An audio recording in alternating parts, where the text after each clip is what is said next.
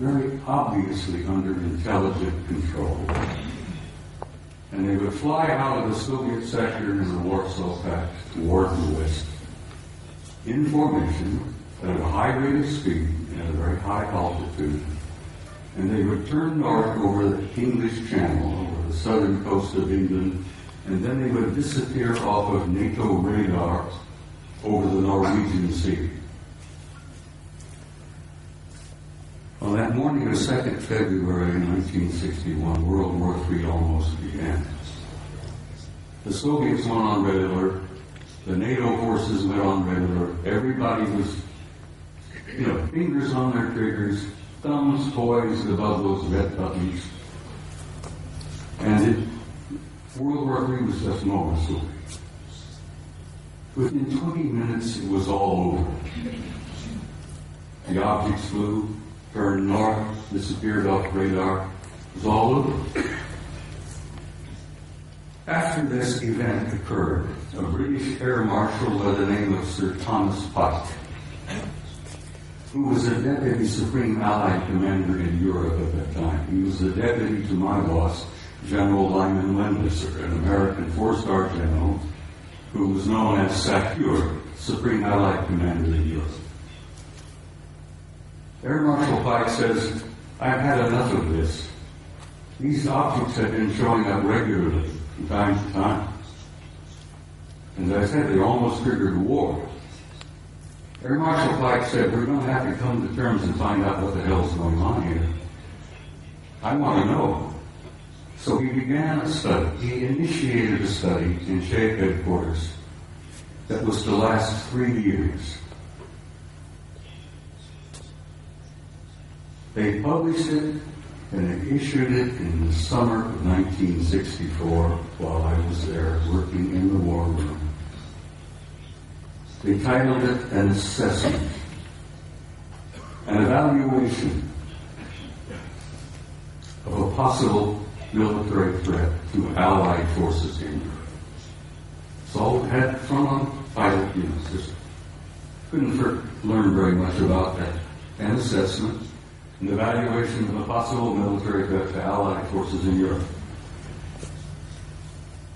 I was working in the war room one early morning around 2 or 3 o'clock, and as I jokingly used to refer to it, the coffee was too black to drink. We read all the newspapers, magazines.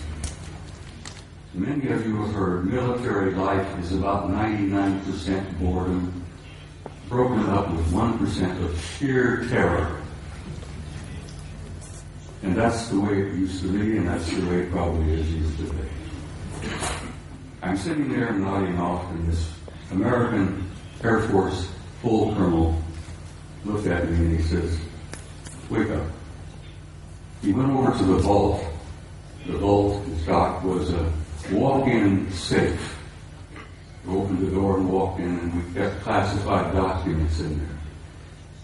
The colonel went over to the vault, the file, and pulled out this document and threw it on my desk, and he says, "Read that, that'll wake you up." Ladies and gentlemen, my life changed. I opened the first page and I couldn't put it down. I read it and read it and read it, and I read it every time I was on duty in the war room. I was shocked, I was stunned by the implications of what I read in that study. And as I said, my life has never been ever quite the same. The study, briefly, and I have to briefly lay this out. I could talk for 2 hours about this, but the study simply concluded this.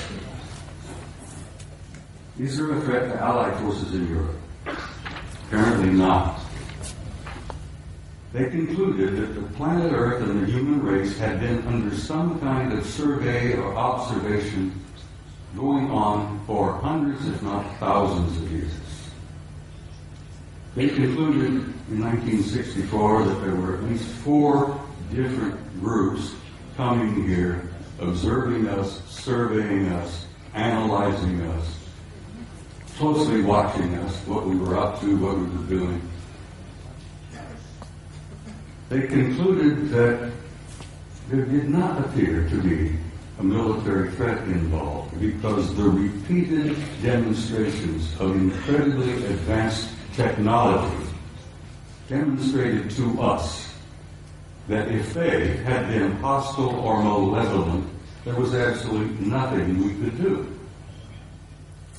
If they were evil in their intent and they were hostile toward us, it would have been over a long time ago.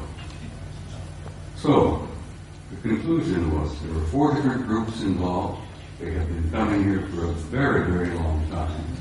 Apparently, they were not malevolent or hostile.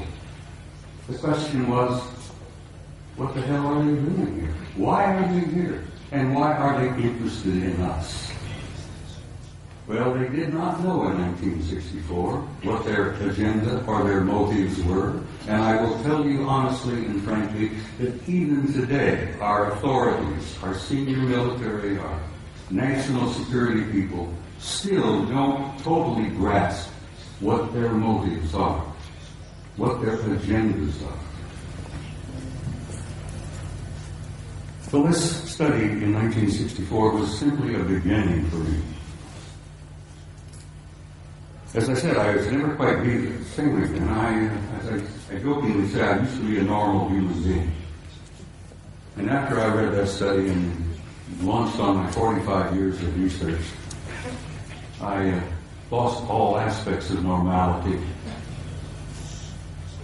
I will be frank and tell you that over the years of my study and the material that I've learned and gathered has brought about in me a complete destruction of my old world view, my old world paradigm, the world view that I held since I was a kid, growing up.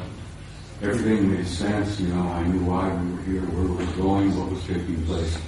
After I spent 45 years on this, it all collapsed around my knees. That was the destructive aspect of my personality. That was the part that changed me completely from the kind of human being that I had been before into the kind of human being I am today. Ladies and gentlemen, I'm totally alienated. No pun intended. I've said in a couple of interviews and briefings and stuff, I have had for many, many years a love-hate relationship with the human race. One moment I love you, the next minute I hate your guts. One minute I adore you for your potential and the beauty of your music and your literature and your art, and the next minute I'm saying, to hell with all of you, blow them up, let them blow themselves up, clean the planet off, get rid of them. It's part of the struggle of having lost your old worldview when your old paradigm collapses around your knees. So the man standing in front of you here today is literally a human wreck as compared to what I used to be. But I feel pretty good about it. I lost all my old illusions. I opened my eyes and I saw the future. And I'm very happy about what I've seen. I've learned over the years